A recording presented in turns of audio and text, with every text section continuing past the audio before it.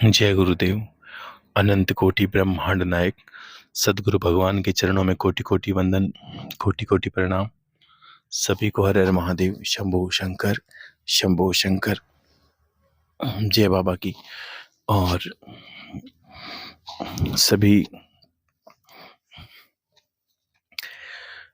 खुश रहें, सभी का जीवन मंगल में हो। और कुछ लोगों के प्रश्नों के उत्तर मैंने जो मोबाइल जब चलाया था देखे थे, उसमें आप लोगों को मिल गए होंगे, लिख दिया मैंने।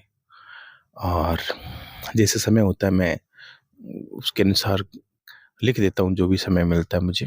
और कुछ लोग लिख रहे हैं गुरुदेव नंबर, देखो कोई नंबर नहीं है। मैंने अब कहा था ना, मैं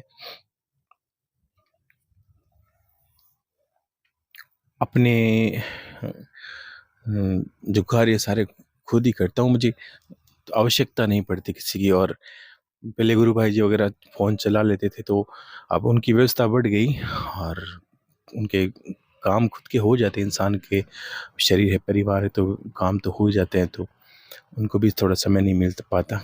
और मैं इसमें आपको जवाब दे देता हूँ वो।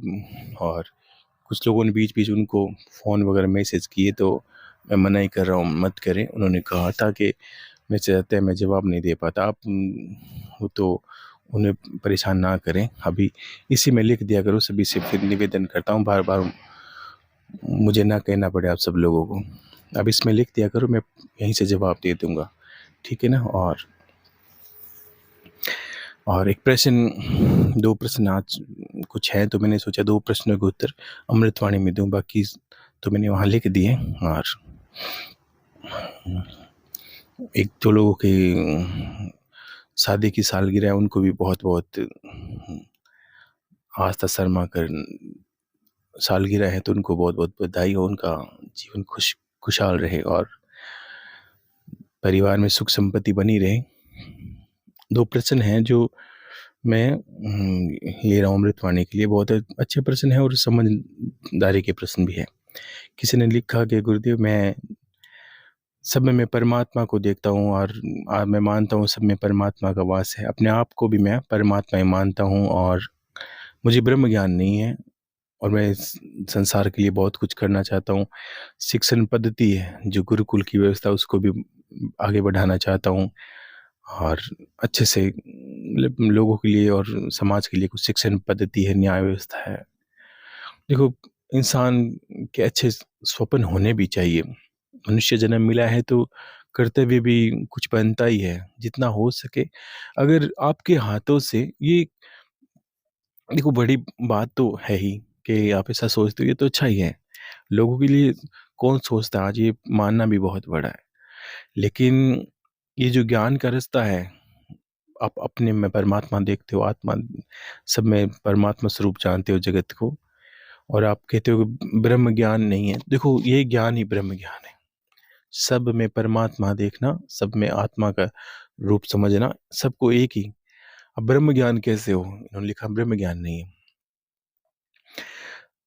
देखो, जब तक इंसान अपनी आत्मा रूपी ज्योति के दर्शन नहीं कर लेता, अभी मैं कहता हूँ सब में आत्मा है, सब में परमात्मा का वास है, तो आप समझोगे बिल्कुल परमात्मा का। लेकिन आप सोचते हो, अंतर में विश्वास करके देखो, आप ये मान सकते हो कि अपने आप परमात्मा हो और आपके हाथों से कुछ हो सकता है। अभी आपके वश में कुछ नहीं है ना। ये बात कहने में आसान लगती है, लेकिन इसको जीवन में उतारा कैसे जाए? तो ये उतरती है योग विद्या से। अगर आप ऐसा कुछ, अगर समाज के लिए कोई भला करे, देखो मान लीजिए कि मैं सोचता हूँ आपके कहने से, या मैंने कोई बात कही, आपने भी वो ज्ञान की बात सुनी और आप चाहते हो गुरुदेव आपकी जो बात है ज्ञान की, मैं लोगों को उससे भला करना चाहता हूँ, लोगों को थोड़ा ज्ञान देना चाहता हूँ। हाँ, बहुत उत्तम विचार है। लेकिन इसके लिए सबसे पहले क्या होता है, जैसे मान लीजिए मैं चाहता हूँ मैं लोगों का इलाज करूँ घर घर जाके, तो सबसे पहले मुझे एक डॉक्टर की पढ़ाई करनी पड़ेगी। मुझे उसका इलाज को समझना होगा, लोगों के बारे में, लोगों की जीवन शैली, फिर उनकी दवाओं के बारे में, बीमारियों के बारे में। और वो सबसे पहले कब होगा? जब मैं खुद पढ़ूँगा, खुद लिखूँगा। सबका इलाज करना चाहते हैं आप, बहुत अच्छा विचार, लेकिन उसके लिए जीवन को संघर्ष में सौंपना पड़ता है। ताकि आपकी वाणी सिद्ध हो, आपके जन्म के संस्कार पड़े, ईश्वर भी और प्रकृति भी आप जैसा चाहो वैसे करने लगे। और ये कब होता है?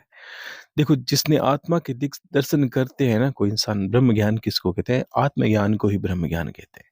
आत्मा का ज्ञान है, आत्मा ही ब्रह्म है, जीव ही ब्रह्म है। तो अब आत्मा ब्रह्म है, अब ये देखे कैसे? तो ऐसे तो इसका कोई ऐसा स्वरूप तो है नहीं कि मैं कहूँ कि आप जो दिखते हो कांच के अंदर, आईने के अंदर, आपका स्वरूप ही आत्म स्वरूप है, नहीं। एक आत्मा एक ज्योति स्वरूप है। इसको यूँ समझिए कि जिससे आपकी दसों इंद्रियाँ, आपके पंच तत्व है और सारा शरीर, सारे क्रियाकलाप, ऐसी कौन-सी वस्तु है, ऐसी कौन-सी वो अग्नि है, ऊर्जा है, ऐसी कौन-सी वो कड़ी है, ऐसा कौन-सा वो बीज है, जो इस जीवन को चला रहा है। जो आप हो, वो अस्तित्व में उसको ला रहा है। कैसे पता चले कि जो आप हो, वो हो नहीं, और जो आप हो, वो आपको पता नहीं। जो आप नहीं हो, वो तो आपको महसूस कर रहे होगे बस। हूँ अपने मैं हूँ का अर्थ क्या है? कि मैं, मेरा स्वरूप है, मेरा नाम है, मेरा पहचान पत्र है, आधार कार्ड है, इससे थोड़ी होता है। ये आत्मज्ञान है। यहाँ जाके इंसान सबसे पहले ध्यान की एक उच्च अवस्था को हासिल करना, फिर इंसान, इसी से जुड़ा एक प्रश्न साथ में है, उन दोनों के जवाब मैंने इसलिए चयन किया। तो उन्होंने कहा कि समाधि, वो जीवन को जानना चाहते हैं कि भाई किस तरह योग विद्या से समाधि को समझे।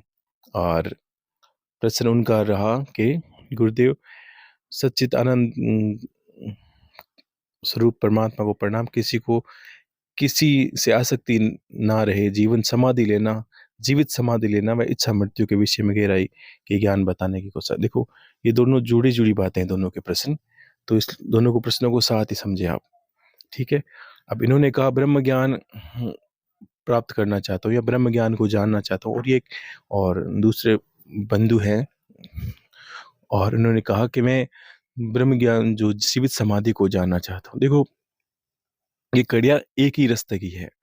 जब आत्मज्ञान ही ब्रह्म ज्ञान है, पहला तो ये माने, फिर क्या करें? इसकी प्रथम कड़ी क्या है? सबसे पहले आप ध्यान में उतरिए, ध्यान को करना। लेकिन ध्यान भी कैसे हो? कोई भी जप करते हैं ना, ईश्वर की कृपा के बिना तो यहाँ कुछ संभव है नहीं। फिर गुरु का नाम लेकर, फिर गुरु अब करे क्या? अब गुरु एक मंत्र देता है, एक विद्या बताता है, जिससे आप अंदर उतरते हो। वो नाम ये नहीं कि आप कोई मंत्र करते हो, वो मंत्र में नहीं है, वो एक ऐसा एक रास्ता बताते हैं, अंदर जाने वाला। यहाँ यात्रा है भीतर की। जब बाहर से तो कुछ नहीं दिखता, एक शरीर है जो मृत होने के बाद पड़ा रहता है, शरीर तो वही है, लेकिन उसकी इंद्रियाँ, उसके क्रियाकलाप बंद हो जाते हैं। तब कैसे भान हो? तब हमें संतों की वाणी और दिव्य ज्ञान, महादेव का दिया ज्ञान है ये परम, किस ऐसी यात्रा जिसे सोहम, ये मंत्र हम बताते हैं कि अब आपको ध्यान करना है, तो ये विद्या वहां तक ही जाती है। ये विद्या तब क्या करते हैं कि जन्म जन्म की पास मिटती है। जन्म जन्म का मतलब, जन्म जन्म के अगर जो हम इंसान जब करता रहता ना जीवन भर, और वो हो सकता है ये सोचे कि मुझे इससे मिला क्या है, मिलता नहीं, कुछ मिले या नहीं मिले क्या होगा, दर्शन होगा नहीं, इससे होता क्या है? ये भी बहुत बड़ी विचित्र बात है कि ये हम करते हैं, तो इससे होने वाला क्या है? क्या कोई देवी दिखेगी? क्या कोई परमात्मा दिखेगा? या सदा शिव के दर्शन होंगे? होगा क्या? ये अपने आप को जानने का विषय है। यहाँ यही ज्ञान ब्रह्म ज्ञान है, क्योंकि ऐसा आप जो हो, उसको देखने के लिए भीतर उतरना पड़ता है। और उसके, अब लोगों के ये संशय भी हो जाते हैं कि इस ये करे मंत्र का, देवी का मंत्र करें का, शिव जी का मंत्र के, शिव जी के दर्शन प्राप्त करें का, देवी के दर्शन। देखो, जो आपकी आत्मा है वो देवी है, जो आपकी आत्मा है वही शिव है, जो आपकी आत्मा है वही परब्रह्म है, और वही ब्रह्म भी है। यहाँ तक पहुँचने का अर्थ है कि आप खुद परमात्मा बन जाना। इंसान खुद, अभी कहते हैं, आपने कहा कि मैं सब में परमात्मा, अभी नहीं देखा है, अभी एक वाणी है, आपको पता है, ये दृढ़ निश्चय भी है कि हाँ, सब में परमात्मा का वास है, लेकिन आप उसको जान नहीं पाए जो आपके अंदर है, या जो आप हो उसको जानोगे कैसे? तो घंटों-घंटों एक उपासनाएँ होती है कि उसमें ध्यान। अभी बीच में मैंने बहुत ज़्यादा समय नहीं, बीच में एक मैंने देखा था, किसी ने मुझे लाके बताया था कि हाँ, बिल्कुल तिब्बत तिब्बत है ना, वहाँ पर मैंने पिछली बार भी कहा था कि यहाँ सब जगह यहाँ पर जो हमारी बातें वो इतने गूढ़ रहस्यों को लोग जानते नहीं है। साधु संत तो हैं ही, कोई भक्ति करता है, कोई भगवान की भक्ति करता है, कोई नाम लेता है, ठीक है, सबका अपना-अपना मार्ग है ईश्वर को प्राप्त करने का। लेकिन जो मूल है हमारे देश की धरोहर या हमारे ऋषियों की धरोहर, उसको लोगों ने छोड़ दिया और अजीबोगरीब पद्धतियाँ अपना रहे हैं। उनको पता ही नहीं किस मार्ग में जाना है, कौन-सा दर्शन करना है। क्योंकि यहाँ एक ही दौड़ है संसार की कि जो परमात्मा, जो देवी, जो देवता हमें बहुत कुछ दे, रुपया, धन, संपत्ति हमारे सर पे ऐसे छत्र छाया करता रहे, हमारी संपत्ति हो, हमारे घर अच्छे से चले, सब कुछ। तो वो सोचते हैं बस अब ईश्वर की कृपा है, तो वो गलत सोचते हैं। ये तो आप जीवित हो तब तक, और बात की यात्रा वो निभाएँगे नहीं देवता आपके। क्योंकि देवता तो देवता है, लेकिन आपने उन देवताओं से जो कामनाएँ की, उन्होंने आपके जीवन रहते ही पूरी कर दी सारी की सारी। फिर ऐसा विचार ही नहीं कर सकते कि मुझे जीते जी ये सब हो जाए और उसके बाद मुझे धाम में ले जाना है। ये सब कुछ नहीं होता यहाँ पर। आपने एक जिसको बोलते हैं ना सकाम साधना, ये सकाम साधना है। मुझे पता है कि कोई देवी की भक्ति करूँगा, अचानक कोई नाम होगा देवी का और वो देवी बहुत पैसे देती है, मैंने बस उसकी आराधना की। पहले मेरे ज़हन में बात ही ऐसे आ जाती है, तो वही काम होता है कि पैसे के लिए कर रहा हूँ, तो बस पैसे कैसे हो हासिल हो जाए। तो ये सोचिए कि ये सब कुछ जो पद्धतियाँ हैं, जो जीवन जीने की शैली है, वो आपके रहते हुए आपके काम की है, और जब आप नहीं रहोगे और जो आप हो उसको जाने बिना चले जाओगे, तो फिर भी यही जीवन मिलेगा। हो सकता है अगर अच्छे कर्म किए तो मनुष्य जन्म मिल जाए, किसी घर पे मिल जाए, और फिर वही संघर्ष, पढ़ो लिखो, तैयार हो, परिवार पालो, बच्चे पैदा करो, और करते-करते फिर उनको उनको सही करो, फिर आगे चले जाओ। यही जीवन चक्कर चलता रहता है इंसान के। अगर गलत काम किए तो अधो योनियों में चला जाता है जीव-जंतु, जिनावर, और अच्छे कर्म करते तो मनुष्य योनि है। और उच्च कर्म तो हमने सोचा नहीं, क्योंकि हमारे सकाम है, हमारी भक्ति भी सकाम है। हमें चाहिए कुछ ना कुछ। तो ऐसी कौन-सी भक्ति हो जिसमें कुछ नहीं चाहिए? तो कुछ नहीं चाहिए उसमें क्या? उसमें आप परमात्मा बनोगे। जिसमें कुछ नहीं चाहिए ना, वो परमात्मा स्वरूप है। आत्मज्ञान में कुछ नहीं चाहिए, कोई लोभ लालच नहीं है। आपकी एक यात्रा है, आपको चलना है और मंजिल तक पहुँचना है आपको। इसी को भगवान ने कहा, पर अर्जुन ये एक गूढ़ रहस्य है, ये एक यात्रा गूढ़ है, योगियों की यात्रा है। यहाँ पर क्या होता है कि अगर इस यात्रा में कोई आदमी या इंसान, ऐसे मान लीजिए बीच में अगर सफ़र तय किया है, कहीं उसने योग विद्या प्रयास किया है, जप किया है सोहम का, या कोई मार्ग अपनाया है ईश्वर अपने आप को जानने का, और बीच में उसके प्राण निकल जाते हैं, तो चिंता ना करिए। जिस मनुष्य ने तो निर्धारित है ही, नीचे नहीं गिरेगा, और जहाँ भी उसका मनुष्य जन्म होगा, उसको फिर गुरु मिलेंगे, और वो वहाँ से यात्रा शुरू करेगा, जिससे जहाँ इस जन्म में वो खत्म करेगा। यानी वो यात्रा रवाना हो गया तो हो सकता है 4 जन्म लग जाए, और आपके एक अच्छे कर्म हो, आपकी गुरु पे दृढ़ विश्वास हो, और आप बिल्कुल कर्मठ हो, करते हो। गुरु ने 1 घंटे बैठने कहा, आप 2 घंटे बैठ के करते हो बस। तो आपको निश्चित उस यात्रा तक, मंजिल तक ले जाएगी। और वो क्या होती है, जब वो साँसों-साँस करते हैं, कोई भी, जब आपको शुरुआत ये करना होता है कि जब आप 1 घंटा बैठते हो, 2 घंटा इस सांसों में उतर जाओ। आप ये एक दिन भूल जाओगे। पहले इसका कदम क्या होता है, एक चरण होता है सोहम का, हम बात करते हैं इसकी। अब करते-करते आप, एक समय आएगा जब आपका इतना ध्यान लगने लगेगा, आप भूल जाओगे। लेकिन ध्यान, अब मैं कहूँगा तो कुछ लोग बोलेंगे अभी गुरुदेव मेरा ध्यान लगता है। अरे नहीं लगता। ध्यान लगेगा तब आपको ये भी भान होगा नहीं होगा कि मुझे ध्यान लगा कि नहीं लगा। आपका अस्तित्व नहीं होना ही ध्यान लगना है। आप कौन हो, क्या हो, नाम, पहचान पत्र, सब कुछ सब कुछ खत्म हो जाएगा उस वक़्त। आपको लगेगा कहीं थे, कहीं के कहीं चले गए। उसे याद ही नहीं रहा। वो कैसे पता चलेगा? जैसे आपने आधा घंटा चयन किया और अचानक आपकी ध्यान, मतलब उतरे ध्यान के अंदर, या ध्यान की ऐसी अवस्था घटी आपके साथ, तो अचानक क्या होगा कि आप 3 घंटे, 4 घंटे उठ नहीं पाओगे। हो सकता है 2 घंटे बैठे रहे, हो सकता है 5 घंटे बैठे रहे, हो सकता है 1 घंटा ही निकल जाए मान लीजिए। लेकिन उस 1 घंटा आपको ये भी भान नहीं रहेगा, आप कौन हो, क्या हो, कहाँ बैठे हो, कैसे हो, कुछ भी। और ये भी नहीं पता चलेगा कि ध्यान की अवस्था थी नहीं। आपको सिर्फ़ यही अनुभव होगा कि उठा तब मुझे भान ही नहीं कि कहाँ बैठा था, कब बैठा था, कौन आया, कौन गया, क्या बाहर घटा, अंदर क्या घटा, कुछ भी नहीं। हो सकता है पास में कुछ बड़ा घटना घटे तो भी आपको पता नहीं चलेगा। इसको कहते हैं ध्यान में उतरना। ये कहता है ये कैसे होता है कि नित्य अभ्यास है, सोहम करते हैं तो हम सोहम ही हो जाते हैं। इसके भावार्थ में भी क्या होता है कि सो मतलब वो परमात्मा, हम मतलब मैं वो परमात्मा स्वरूप हूँ, आत्म स्वरूप हूँ। मैं परमात्मा। इसका अर्थ ये निकलता है सोहम, मैं परमात्मा।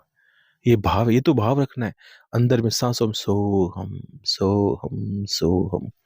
जितना करोगे, और जिस वक्त आप मंत्र बन जाओगे, मंत्र बनने का अर्थ है कि दिन भर आप कहीं चले, आपका बस जहन में यही बात है, सांस आई सांस गई, सांस आई सांस गई, सोहम सोहम सोहम।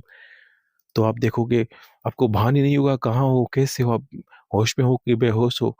आप अपनी मस्ती में खोने लगोगे।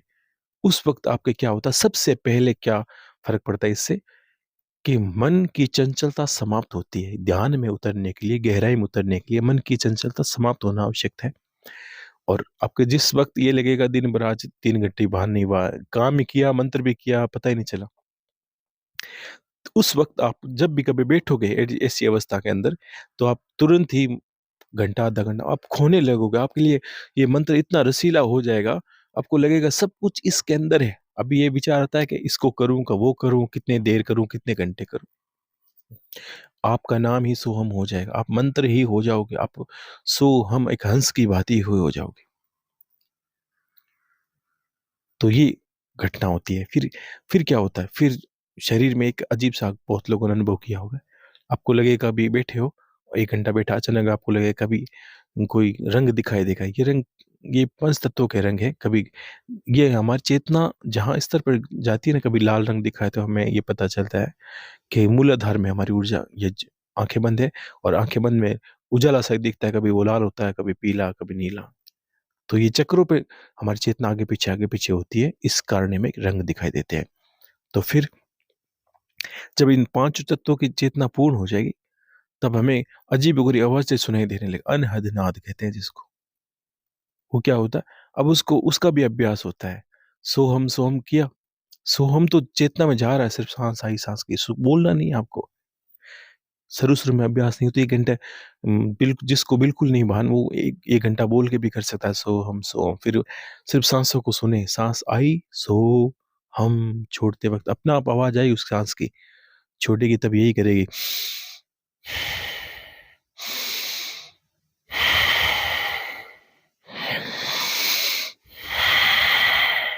ऐसे धीरे धीरे। फिर फिर आराम से लो, फिर सांस को और गहरा सांसों में खो जाओ। जिस वक्त आप सांसों का ध्यान करते हो, तब आप वर्तमान में रहते हो पहली बार, तब सारे दुखों से निवृत्ति है। और जैसे जैसे इंसान सोम का अभ्यास करता है, हमारे चित्त के अंदर हमारी, जैसे हमने कोई अपराध किया है 10 दिन पहले, वो अपराध हमारे चित्त में एक याददाश्त की भांति स्टोर है। जो भी छोटी मोटी गलती आएगी तो आपको अनुभव होगा कि हाँ मैंने वो 10 दिन गलती की थी, हाँ मैंने वो गलती की थी। अब उसको भूले कैसे? तो अगर जिस तब कहते हैं कि सो हम जपते जपते इंसान क्या होता है, सब कर्मों के बंधन करते हैं। वो उसको याद ही नहीं रहता मैंने कभी गलती की है नहीं, वो भूल जाता है। उसका भूलना ही उसकी पीछे कर्मों का बंधनों को छुड़वाना है, ध्यान रखना। लेकिन हमें भूलने से नहीं होता, ये अपना आप करेगा काम किस तरह। तब इसको और समय देना होता है, 1 घंटा 2 घंटा, कभी सुबह कभी शाम। ये आपको रस आने लगेगा, तब आप बैठोगे, सोचोगे कब समय मिले बस आंखें बंद करूं, कब समय मिले बस आंखें बंद करूं। तब ये सोचना, अभी आप करते हो तब ये सोचिए कि अब सोहम ने आपको पकड़ लिया है। और जब सोहम आपको पकड़ लेगा, तब सिर्फ आप एकांत ढूंढोगे, घर के काम की फटाफट, पूजा पाठ की कोई कुछ नहीं किया, आधा घंटा बस सोहम। तो जिस वक्त इसने आपको पकड़ा, तब आपकी चेतना ऊपर उठने लगेगी, 5 तत्वों को पार करेगी। उसके बाद आपको स्वप्न में अजीबोगरीब, नित्य अजीबोगरीब दर्शन। कुछ लोगों ने, आप देखा होगा, आपने बहुत लिखे हैं लोगों ने दर्शन के बारे में, ये बारे मैंने पढ़ा। देखो, ये होते ही हैं, इसमें कोई दो राय नहीं। जब गुरु के अनुसार आप मंत्र करते हो, विद्याएं करते हो, तो दर्शन होते ही है, इसमें कोई संशय नहीं है। अगर नहीं हो रहे तो आपकी एकाग्रता भंग है। आपने कुछ है जो समय को निभाया, कुछ है जो आपने भूल कर दी, कुछ वो भूल को आपको पकड़ना है।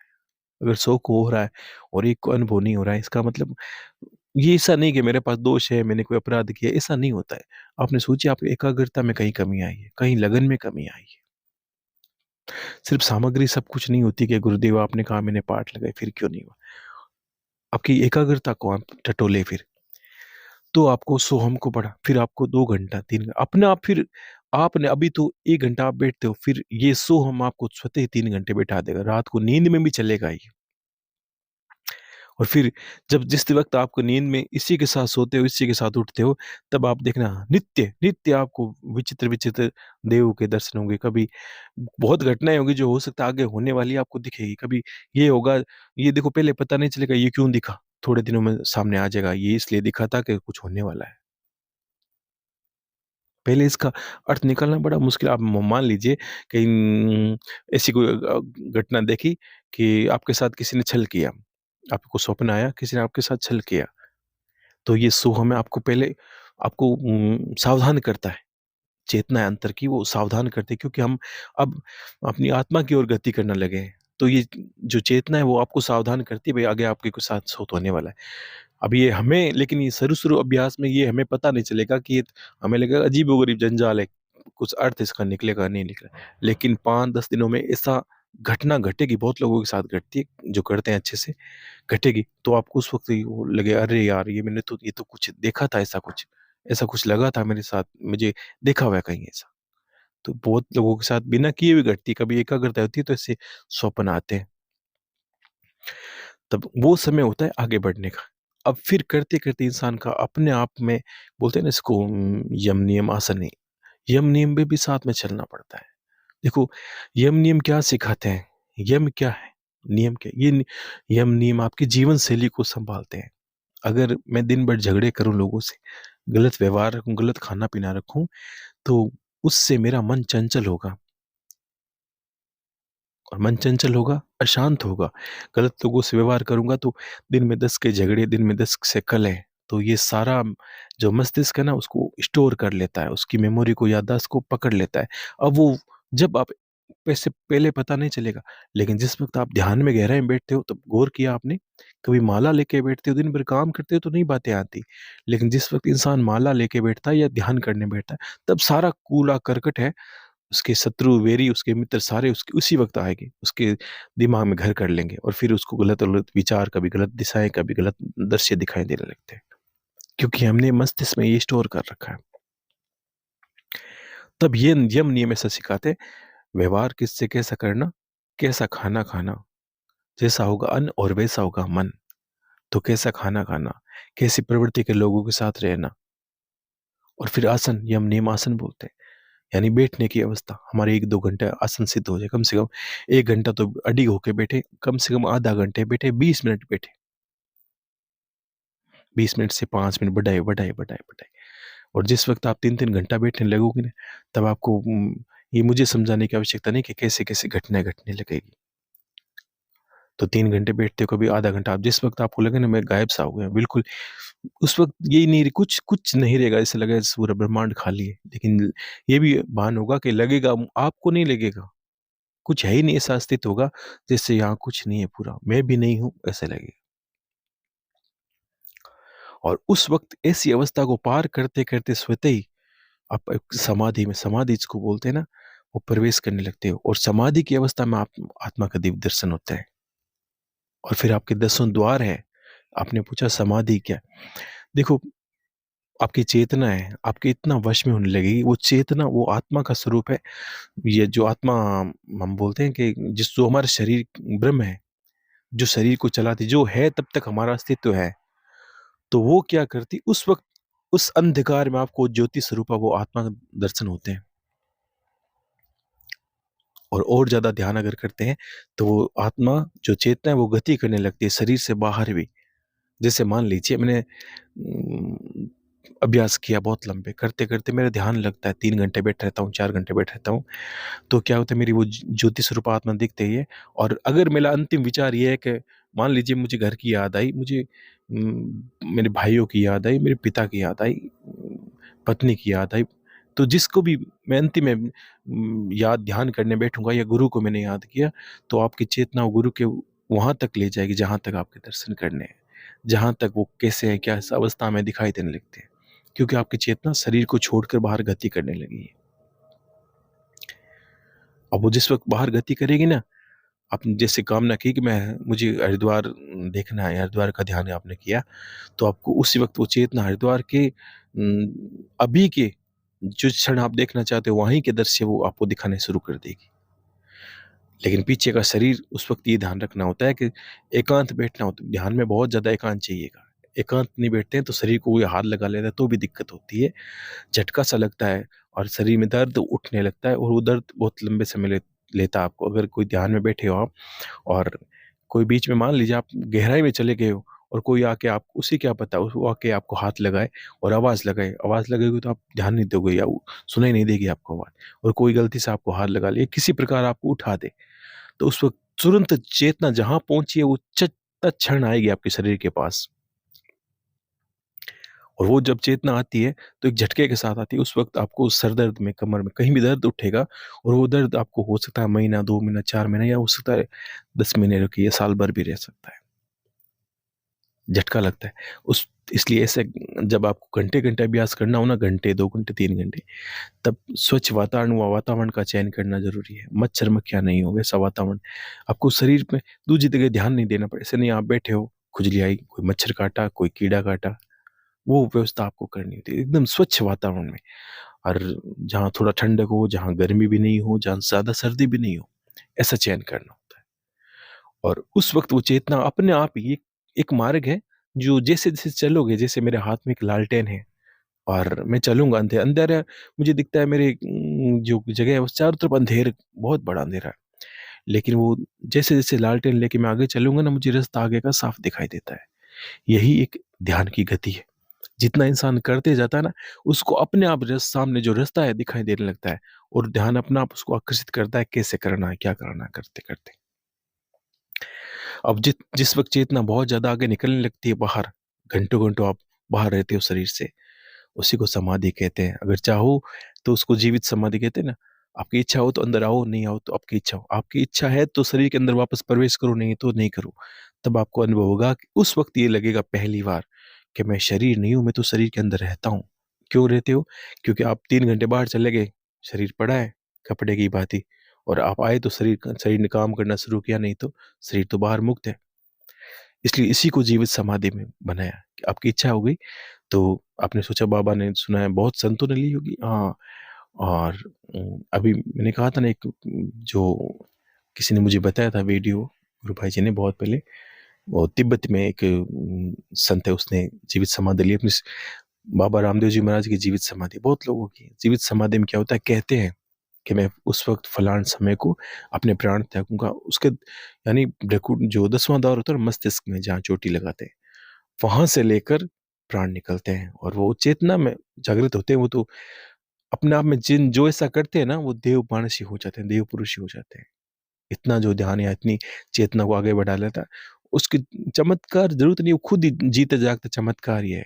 देवताओं की आवश्यकता नहीं, वो खुद जीते दाता देवता बन जाता है। ये देवताओं की जागृति है और इंसान ये क्रिया करके वही बन सकता है। तब आपको ये जीवित समाधि इसको बोलते हैं। बाबा रामदेव जी महाराज ने चयन किया, मुझे इस महीने, माह के महीने में 10वीं को बस समाधि लेनी है, इस वक्त मैं लूंगा। और सब लोग चले गए तो बैठे समाधि के अंदर, खुद ही समाधि बैठ के तुरंत प्राण छोड़ दिया, शरीर गिर गया। ऐसा नहीं बैठे रहे, शरीर गिर जाता है तुरंत ही, जिसको मरना बोलते हैं, वो निकलता ही तुरंत गिरेगा। फिर उसको आप जलाओ तो आपको उसको दफनाओ तो वो लोगों पर निर्भर करता है। लेकिन ये इसको जीवित समाधि बोलते हैं। लेकिन चेतना का वो स्तर, जब शरीर को छोड़कर नित्य आप शरीर से बाहर निकलते हो, आपके लिए ये कपड़ा सा हो जाता है, आपकी इच्छा से बाहर जाता है, आपकी इच्छा से अंदर जाता है। चेतना का स्तर बहुत बढ़ जाता है। इसी को संत बोलते थे कि यहाँ बैठे बैठे कहीं के खोज खबर मिल जाए। यहाँ बैठे बैठे आप धामों में दिव्य देवताओं के दर्शन कर सकते हैं। आपने जिस वक्त 3-3 घंटे ध्यान करने लगोगे और ऐसी कामना है कि आपने ध्यान के अंदर, आज मुझे बस महादेव के दर्शन की कामना है। इस कामना को लेकर बैठे 3 घंटे लगा दिए, 4 घंटे, तो 1 दिन, 2 दिन, 3 दिन आप अनुभव करोगे।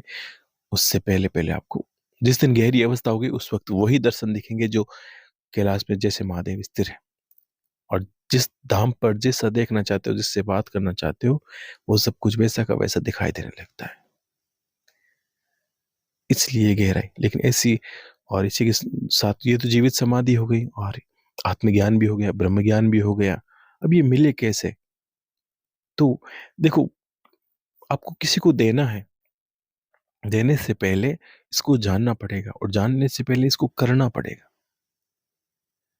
देखो, आप खुद, मैंने कहा ना आपको, कामना तो की कि मैं बस लोगों के जगत में इलाज फ्री करना चाहता हूँ। बहुत लोगों के, और कुछ लोगों ने एक बीच पे मैसेज किए, बीच में लिखे, एक 2-3 लोग हैं जो डॉक्टर हैं और दवा का वितरण फ्री करते हैं, बहुत लोगों का इलाज करते हैं और गुरुदेव के नाम से, और करते हैं 2-3 घंटा फ्री चेकअप करते हैं लोगों को। उनको भी बहुत बहुत साधुवाद।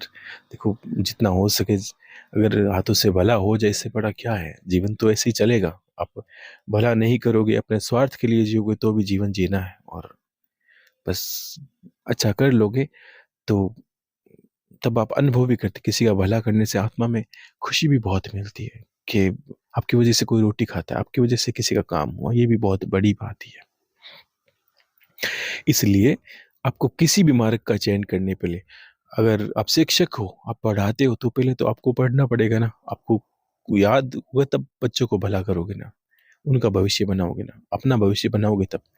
इसलिए सिर्फ बातों से आप जान गए इस बात को कि हाँ, ये जीवित समाधि इस तरह होगा, और इतने घंटे बैठोगे, लेकिन और समाधि तक पहुंचने के लिए आपको ये समझ लीजिए कि 3-3 घंटा दिन में 4-5 बार, कम से कम 4 बार ब्रह्म मुहूर्त में बैठना होता है, दोपहर के मध्याह्न में बैठना होता है, स- शाम को संध्या पूजन के समय 2-3 घंटा बैठना होता है, फिर रात को परम पवित्र जो गुप्त समय है, मैंने बोला था ना कि रात को 1:30 बजे के बाद और 3 बजे के बीच में, 3-3:30 के बीच में, ये 2 घंटे 3 घंटे परम एकाग्रता आ गए हैं। अब जब देवताओं के दर्शन नहीं हो और कोई इंसान उस वक्त साधना करने लगे, रात को 1 बजे से लेकर 3 बजे के बीच में, और किसी मंत्र को पकड़ ले और उसको परम याद करना शुरू, उस वक्त दैवीय ऊर्जा सबसे ज्यादा पृथ्वी के नजदीक रहती है, बहुत कनेक्टेड रहती है। आप ये समझ लीजिए कि जो महीने में है वो दर्शन 3 दिन में होने लगे। कोई दीपक लगाया किसी देवी के आगे, कुल देवी के आगे, और आपको लगता है बस मुझे अपने ये हट पकड़ लिया, मुझे दर्शन करना ही है, तो 1 से जो 3 बजे का समय, उस वक्त जप करते हैं। और जप करके करने के बाद 2:30-3, मतलब 3 बजे के बीच में आप तुरंत सो जाओ। जैसी अवस्था है वैसी, माला पढ़िए और वहीं आसन लेके सो जाओ। आप अनुभव करोगे 1 दिन, 2 दिन, 3 दिन लगेंगे नहीं तो 1 दिन ही नहीं लगेगा। बाकी अगर आपकी कितना भी कमजोर स्तर है आपका, 10 दिन से ऊपर तो लगेंगे नहीं, आपको दर्शन होंगे। तो ये समय का बहुत बड़ा भान होता है। तो योग योग क्रिया करते हैं, ध्यान करते हैं, बहुत मार्ग है। सोहम से करते हैं लोग, सोहम कहते हैं। कुछ लोग ओम से भी करते हैं, ओ माँ, मतलब एक सांस आते वक्त ओ, पच छोड़ते वक्त माँ, जैसे सोहम किया वैसे करते हैं। बहुत मंत्र हैं, बहुत विद्या है, सबके तरीके ही हैं। गौतम बुद्ध के हैं विपස්සना मार्ग, सांसों पे ध्यान देना सिर्फ। इसमें आप सोहम बोलोगे थोड़ा आसान लगता है, और उसमें सिर्फ सांसों पे, और सिर्फ सांसों में ध्यान दे वो भी अच्छा है, लेकिन उसमें अगर आपकी तैयारी नहीं है, आपने कभी जाना नहीं, तो आप सिर्फ सो जाओगे। सांसों पे 2 दिन, 2 घंटा आपने ध्यान दिया तो आपको नींद आने लगेगी। इससे ऐसा आप सोहम कर ले, एक ही बात है। तो वो भी वही बताते हैं, ये विद्या है और यही ज्ञान ही ब्रह्म ज्ञान है। यही ज्ञान लोगों को मिलना चाहिए वास्तविकता में। इसी ज्ञान से संसार से आप पार पा सकते हो। और योग की ऐसी अवस्था नहीं होती है जिसमें चेतना आपके बाहर निकलने लगती है, अंदर जाने लगती है। बहुत बार घटने होते हैं, आपको दिव्य दर्शन होंगे, जैसे मैंने कहा ना नवरात्रि में जैसे भगवती के दर्शन हुए वैसे। तो ये एक घटना आपके लिए छोटा छोटा अजीब सा काम होने लगेगा, लेकिन आपके अपने स्तर को बढ़ाना होगा। काम, ऊर्जा के जो स्तर है उसको बढ़ाना होगा।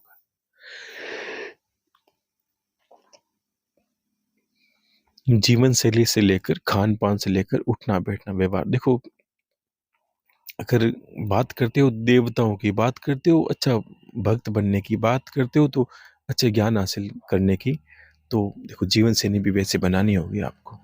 सावधानी से जीवन जीना होगा, होश में जीवन जीना होगा, चेतना के स्तर को बढ़ाना होगा। और इसी में समाधि है, इसमें योग है, यही आगे जो कि योग, योग का अर्थ क्या है? समाधि वही है, दो और एक हो जाना। योगी मतलब जुड़ना। योग का अर्थ क्या होता है? दो चीजों का संयोग जोड़ना है, उसको योगी कहते हैं। दो चीजों को जोड़ लेते हैं, उसको क्या कहते हैं? एक और एक का योग बना। वैसे जीव और ब्रह्म का योग बना। तो ऐसे करके आप विद्या, लेकिन उसके लिए मंत्र आपको सांसों से करना होगा। ये परम शक्तिशाली मंत्र है। बहुत संतों ने, मैंने कहा, इसकी वर्णन बहुत किया लोगों ने कि इससे आसान और सुलभ कोई मार्ग नहीं है इंसान को उस धाम तक ले जाने का, जिस धाम को आप मानते हो, या जो आत्मा का धाम है। और ये निश्चित मैंने बहुत पहले बताया था कि इसका जब अगर आप करते रहे, जैसे भी मान ले आपकी, मान लो अवस्था नहीं है, आयु बढ़ गई है, आप बैठ नहीं सकते, तो भी इसको पकड़ लो आप। सांस तो आती है, सांस जाती है, तो आपको दो तो आपके ना चाहते हुए, तो इसके साथ होने में आपको हर्ज क्या है? कौन सा आपको भारी भरकम, मैंने तो कहा ही तो, कहा नहीं आपके सर के ऊपर 10 किलो का वजन रख लीजिए। कितने वृद्ध हो, कितने बीमार हो, लेकिन सांस तो रोज लेते हो। हाँ, सांस लेते हैं, तो सांस के साथ हो जाओ, बोलो सो हम, सो हम, ये बोलना है। तो इसके साथ होने से, हाँ, आपकी कितनी भी आयु है, अगर आप उसने इस साल भर में 6 महीने में आपने इसे रट लिया, इसके अंदर पी लिया, और आपको उससे प्रेम हो गया, तो आपकी मनुष्य योनि से, मान लीजिए कर्म खराब होंगे, पुराने पाप भी किए हों, कोई भी अपराध होते हैं इंसान से, लेकिन मनुष्य योनि से नीचे नहीं गिरने देगा ये मंत्र। आप पहली तो ये व्यवस्था आपके लिए गुरु करता है। दूसरी कि अगर आप उच्च स्तर पर पहुंच, जैसे भी पहुंचे, तो इस ज्ञान, ये ज्ञान आपके जीवन में इस तरह आ जाता है कि आपको नया जीवन जीवन मिलता, तब भी आपके पास ये ज्ञान रहता है, और कैसे करना, क्या करना, सब कुछ आपको पता होता है गुरु के माध्यम से।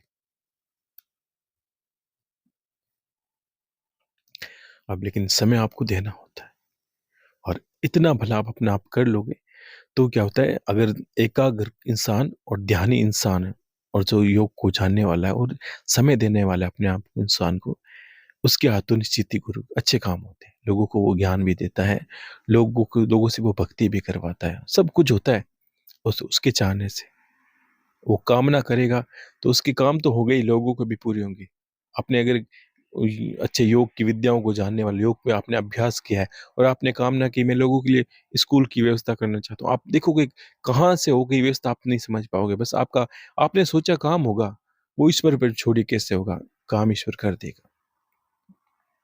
तो ऐसे करके योग को आप समझना होगा, और यही 10 समाधि बंदी। आपने देखा गुरु, आदि गुरु शंकराचार्य थे, उन्होंने शरीर को छोड़कर सूक्ष्म शरीर से राजा के शरीर में प्रवेश किया, और संतान होने के बाद, संतान जो होती है, उस ज्ञान को जानने, किस तरह संतान होती है, वो ज्ञान को जानने के लिए राजा के मृत शरीर में प्रवेश किया। यानी अर्थ क्या है? जो चेतना, आत्मा का स्तर है, वो प्रवेश करी तब जीवित इंसान होता है, और वो बाहर निकलते ही मर जाती है। और उनका शरीर, जो कितने वर्षों अंदर बाहर रहे थे वो शरीर, राजा के शरीर में, जब राजा को संतान हुआ, सब उन्होंने जाना, और उधर अपने शिष्य को अपना जो शरीर है उसका ध्यान रखने को बोला, क्योंकि इस जब, इसलिए एकांत रहना जरूरी है। कोई आपको आवाज नहीं लगा दे, शिष्य उसको रखवाली करते शरीर की, जब तक वो वापस नहीं आए वर्षों वर्ष, बारी बारी से। तब क्या यही एक, और जिस वक्त सोच एक अंदर में थोड़ा महसूस करके देखो, अगर आप को कोई बोलेगा आपकी, आप जिसमें हो शरीर के अंदर, वो बस एक कपड़े की बात है। जब आपको चाहो, अभी तो ये विडंबना है, कैसे छूटेगा, दुख है हमें तो इस शरीर में, कितने दुख है, रोग है, व्याधि है। और जब आपको आपको लगे, जिस कपड़े को आप पहनते हो, कभी भी इच्छा है बाहर निकल जाओ, अंदर चले जाओ, बाहर निकल जाओ अंदर, तब जीवन आपके लिए अजीबोगरीब बनेगा। तब जाके आप ये समझ पाओगे कि वास्तव में ज्ञान किसको कहते हैं, और वास्तव में ब्रह्म ज्ञान किसको कहते हैं, और क्यों हम दुखी हैं, क्यों हम सुख दुख का पिटारा ढो रहे हैं। कोई दुख का कारण ही नहीं है, कोई सुख का भी कारण नहीं है संसार में। ये तो बस एक चलन है। आप कमाते हो तो हमारे पूर्वजों ने संस्कार से पढ़े कि भाई आपको एक संतान होगी, उसको पालन करना है, उसको पढ़ाना लिखाना है, उसको नौकरी करवानी है, ये एक संस्कार है। उसके बच्चे होंगे तब आपकी जिम्मेदारी है, वो कहाँ शादी करेगा, क्यों करेगा, उसके सुख दुख का लेखा अपने सिरे पर आप ढोए जा रहे हो। एक अच्छा प्रयास कर सकते हो। मैंने कहा उसके जीवन तो नहीं बदल सकते। हो सकता है आपने अपनी लड़की का एक विवाह किया और एक करोड़पति घर पे किया। एक बच्चा है मान लीजिए और वो बहुत पैसे कमाता है, बहुत ही उसके पास संपत्ति है और लड़की के भाग्य सही नहीं है, आपने विवाह कर दिया। अगर भाग्य सही नहीं लड़की का, तो वो लड़की वहाँ जाते ही वो लड़का बिल्कुल बर्बाद हो जाएगा। मान लीजिए उदाहरण देता हूँ। और क्योंकि लड़के का योग नहीं, लड़की गरीबी में जीवन व्यतीत करना उसका लिखा है भाग में, तो उसको फ़कीर बना देगी। और लड़की के अगर भाग्य में राजकुमारी बनना लिखा है, तो उसके घर पे जाएगी लक्ष्मी बनकर, उसके पारे न्यारे हो जाएँगे। तो सबका कर्म है, सबका लेखा-जोखा है, जीवन चलता है। हम तो ऐसे ही अपना मानते हैं, कोई इंसान बोलते हैं ना कि मैं हूँ तब दुनिया चलती है, आप ऐसे ही आप सोचने लगते हो। हर कोई सोचता है कि मैं हूँ तब मेरा घर चलता है बेचारा, क्या करे? अरे आप नहीं रहोगे तब भी चलेगा ही। यहाँ कोई किसी को नहीं चाहता, हमें भ्रम हो जाता है। मैं नहीं हूँ तो मेरे बच्चे भूखे मर जाएँ। कितनी उस वक़्त एक यमदूत की आपको कहानी सुनाई थी मैंने, कितनी उसको याद करके आप बोलोगे अब वास्तव में क्या कहानी होती। तो वैसे ही जीवन इस संसार में सब लोग जो चले गए, सब ने उन्होंने यही विचार किया, पता नहीं मेरे बाद क्या होगा, मेरे बच्चों का क्या होगा, मैं क्या करूँगा, मैं क्या। अरे आप ऐसे ही जीवन निभा रहे हो, ऐसे ही रोल अदा कर रहे हो। आपके होने से ना होने से कोई फ़र्क नहीं पड़ता लोगों को। दुनिया ऐसे चलती है। आपके पूर्वज चले गए, आप चले जाओगे, सब कुछ यही होगा, कुछ नहीं। और आने वाली पीढ़ियाँ तो ऐसी बनेगी जो कोई माता-पिता का फ़ोटो भी नहीं लगाए घर पर। आप ऐसे भ्रम में जिए जा रहे हो, ये होगा, बेटे के अरे पोते ये करेंगे, अरे कोई कुछ नहीं करेगा। आप जो समय धीरे-धीरे निकृष्ट ही आ रहा है। यहाँ नहीं, यहाँ लोगों को भ्रम है, अपने आप के बनाए हुए जाल है, यहाँ राम राज्य आ गया, यहाँ ये कुछ नहीं है यहाँ। यहाँ बस आप देखो ये कभी नहीं होता कि 11 के बाद 10 बजे, 11 के बाद 12 ही बजने वाले हैं। ये समय घूम फिर के वो आपको वहीं ले जाके खड़ा कर देगा। तो इसमें कोई नहीं है। और ये समय गलत ही गलत, अब जो समय आने वाला है वो सारा गलत ही गलत है। अच्छा कहाँ से आएगा? जब आप ही बोल रहे हो कि कलयुग आएगा और कलयुग ऐसे-ऐसे आगे बहुत खतरनाक होगा, तो आप अपने मुख से क्यों ये भी क्यों गलत वाणी बोलते हो कि ये होगा और अच्छा राज्य आएगा, भगवान का कृपा नहीं। भगवान बहुत पीछे छूट गए हैं हमसे, सत्य बात ये है। क्योंकि लाखों में कोई 1-2 ही है जो जिसको भगवान चाहिए, बाकी भगवान से आपको ज़रूर कुछ चाहिए, ये मुझे पता है। गुरु से कुछ चाहिए, गुरु नहीं चाहिए। भगवान से कुछ चाहिए, भगवान चाहिए नहीं। तो ये वही बात हुई, आप पिता हो, आप एक भान करके देखें, आप पिता हो और मान लीजिए आपका नाम ही भगवान है, आप भगवान ही हो। आपके 2 संतान हैं और वो 2 संतान हैं, उनमें से एक संतान कपटी है। क्या करता है? वो सोचता है पिता के पास बहुत पैसे हैं, उसकी सेवा की जाए। और क्यों सेवा में उसका ज़हन में ये ध्यान रहता है बस पिता के पास बहुत पैसे हैं, अगर इनकी सेवा की तो मुझे कुछ दे देंगे। ऐसे भी इस तरह के भक्त बहुत दुनिया में घूमते हैं। जैसे उदाहरण दे रहा हूँ वैसे। और एक संतान ऐसी है जिसको ये लगे ये मेरे पिता हैं इसलिए मैं सेवा कर रहा हूँ। इसलिए नहीं कर रहा हूँ कि इनके पास बहुत पैसे हैं। ये न हो, मेरी तो संपत्ति ही यह है। कौन? मेरे पिता ही मेरी संपत्ति है। मेरी माता ही मेरी संपत्ति है। पैसे संपत्ति नहीं होता, माता-पिता ही संपत्ति है। अगर ऐसे मानकर कोई आपकी सेवा करे, तो आपका झुकाव किस बेटे की ओर होगा, आप खुद चयन करें।